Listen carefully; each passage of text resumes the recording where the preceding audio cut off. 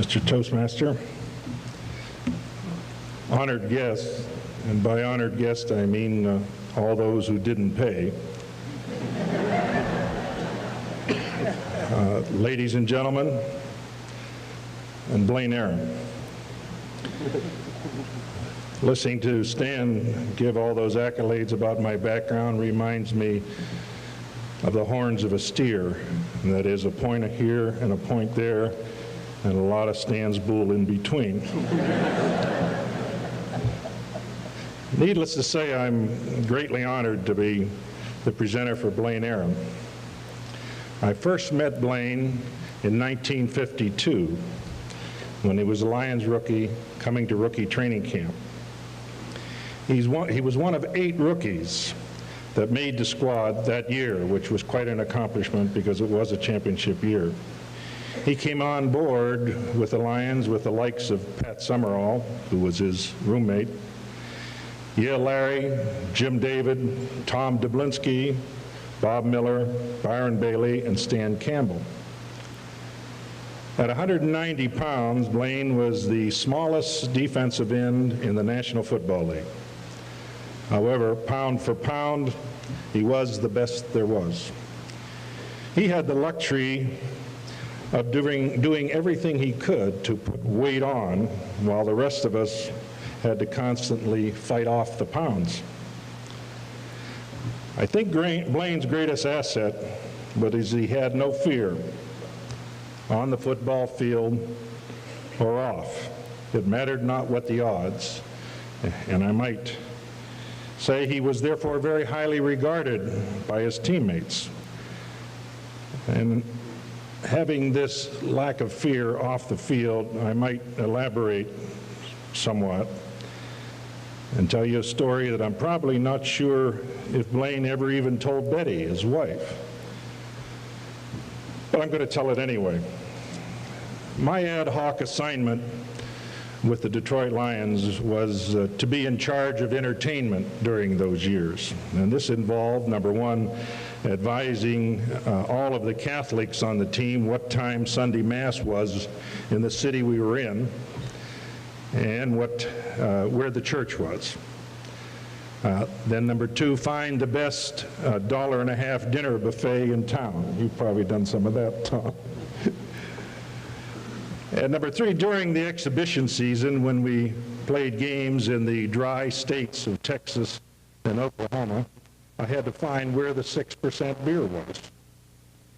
Practice in Oklahoma and Texas heat in August made this very important to replace all of the body fluids in the 80-degree heat, sometimes better than 100-degree heat.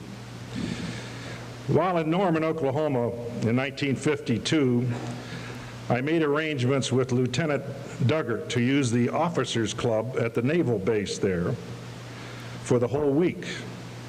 On federal property, 6% beer could be sold, so I fulfilled my obligation. The first day, our fearless inductee showed up with his roommate, then at that time, Tom Dublinsky. Tom was a quarterback, so as an end, Blaine was entertaining him to make sure that he would throw to him. Blaine left his seat at the bar with a half-empty glass next to Tom. 7 naval officers arrived, and one took Blaine's seat. And Tom advised him that the seat was taken. And the naval officer said, "Yes, by me." And Tom Dublinsky foresaw the inevitable.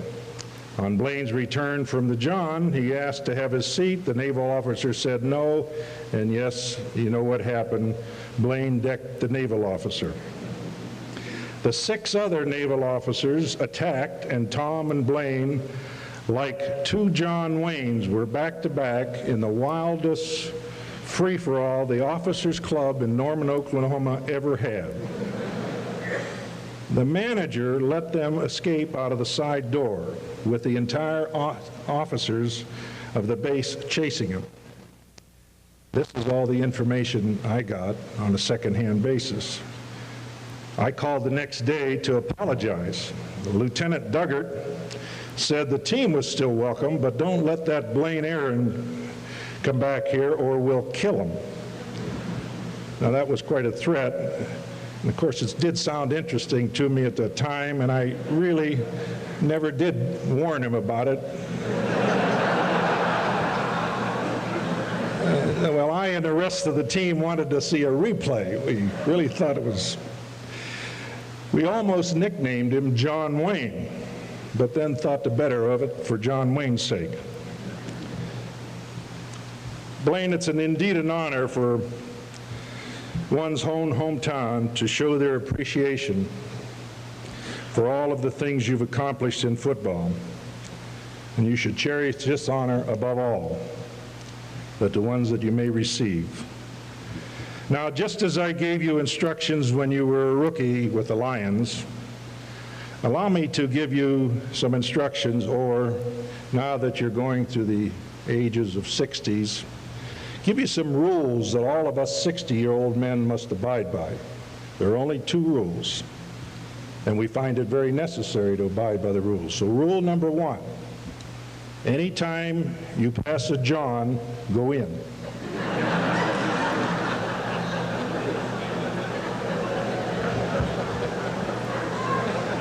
Now, rule number 2, if you ever hear about someone your age or our age having an affair, find out who the caterer is.